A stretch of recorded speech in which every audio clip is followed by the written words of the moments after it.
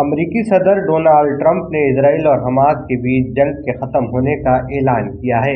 इसे एक तरफा इजराइल की तरफ से फिलिस्तीनियों पर की गई बर्बरियत ज्यादती कह लीजिए या फिर दो तरफा जंग, ये कशीदा हालात अब थम चुके हैं।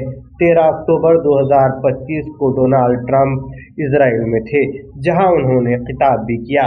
तो वहीं आज ही के रोज हमास ने इजराइल के बंदी बनाए गए 20 लोगों को रिहा किया। तो वहीं इजराइल ने 2000 फिलिस्तीनियों को जो उसने बंदी बना करके रखा था उसे इजराइल ने रिहा किया, जिसके बाद दोनों ही जानिब खुशी और जज्बात के लम्हात देखे गए।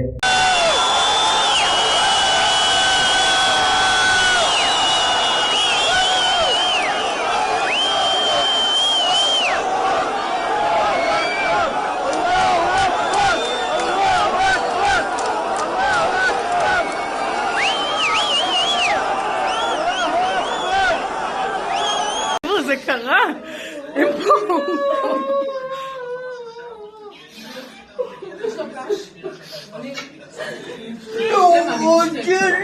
אתה חייב לשתות קצת, נשמה, טיפה טיפה.